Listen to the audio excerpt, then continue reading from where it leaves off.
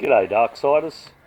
Well, it's been about 11 months since I actually put anything up, and I'd love to say that time flies when you're having fun, but to be perfectly honest, it's been work, and more work. And more work makes Jack a dull boy. So last time I spoke to you, I was sorting out the fuel issue on my Savage outboard, the Johnson outboard on my Savage. And I completed that and I was putting it up for sale. Well, the good news is that I did sell it, and I ended up getting myself a 3.7 metre tinny with a 15 horsepower on it, which is brilliant for ripping around in the mangroves and the creeks and out in the bay.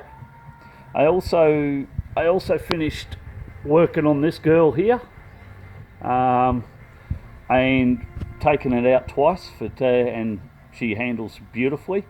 Even took her out through the South Passage and offshore, and she was absolute whiz. So she's putting her up for sale and get rid of her.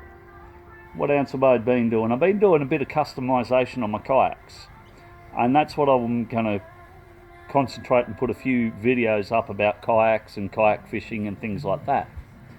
So the first thing I want to do is an introduction basically to kayak fishing. I mean, it's a great way to fish. It's quiet and you can get into places boats can't. And it's a hell of a lot of fun.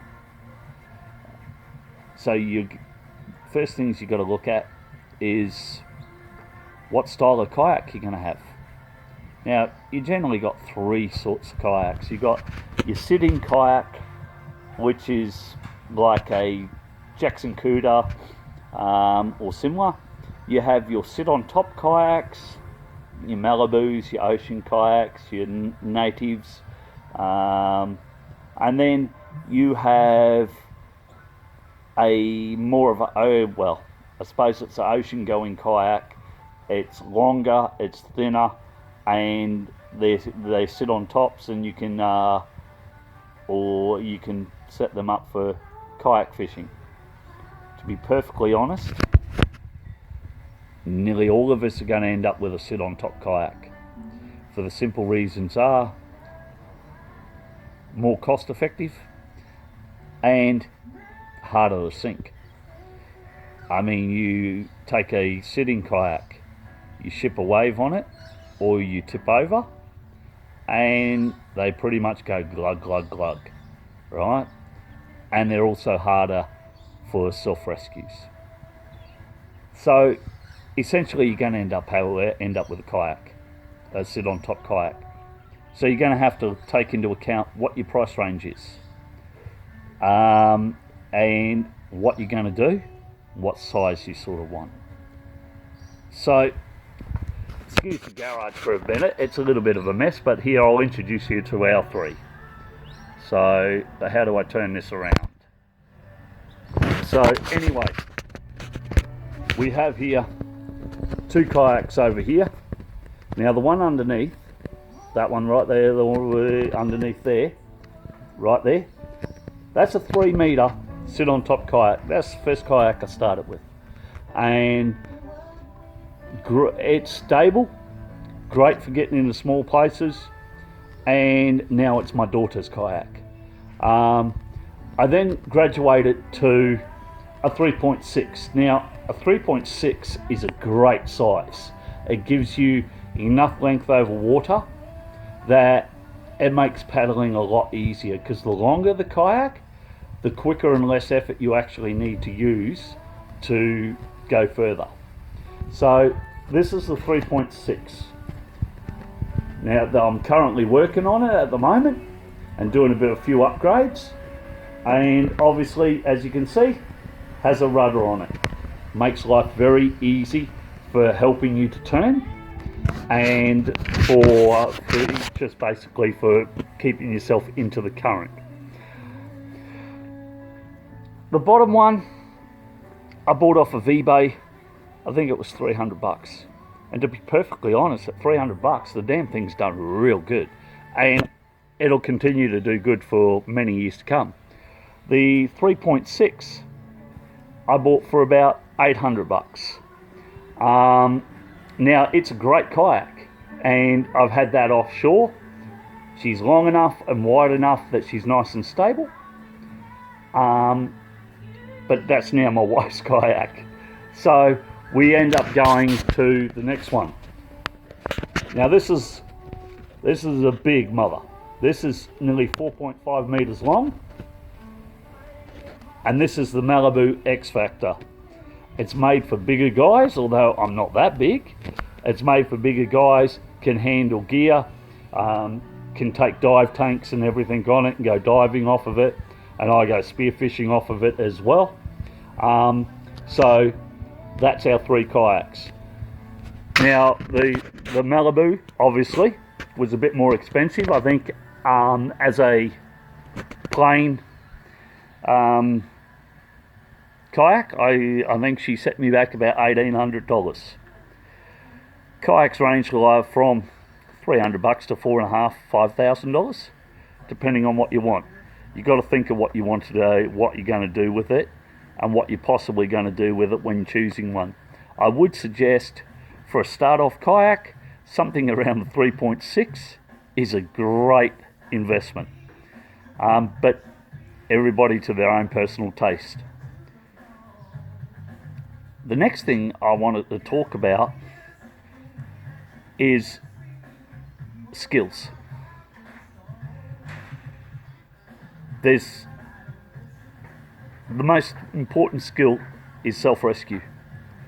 There's plenty of videos on self-rescue on YouTube, so I'm not going to make a video on self-rescue.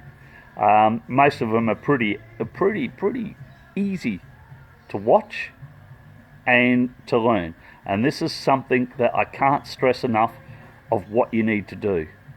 You need to learn this self-rescue, and you need to do it with your life jacket on, right? It doesn't matter if you're a fish. I'm an absolute damn fish in the water. I wear a life jacket all the time that I am on my kayak, whether I'm up a river or whether I'm out on the ocean in waves. I wear my life jacket. So take a look at those videos and practice it, and practice it, and practice it, and practice it, and practice it until you're confident in your self-rescue techniques, that you are confident that if you get caught out excuse me, if you get caught out, that you can get back onto that damn kayak with ease. There's nothing worse in the water than panic.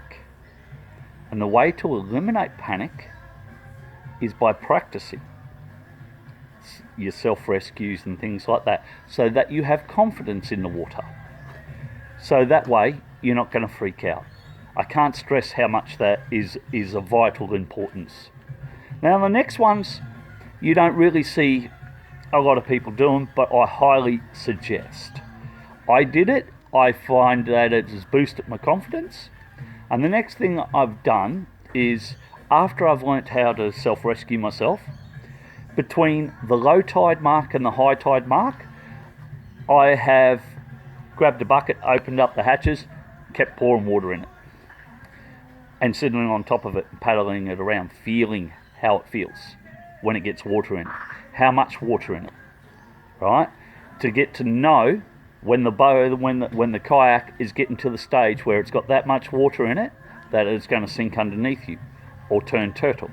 So I found that was an exceptional exercise, because that way, when you're out and about on the water, if you've run over a rock on the underside of your hull and you don't know about it and you're leaking water inside, you get to know about it because you can feel the different way that your kayaks actually handle.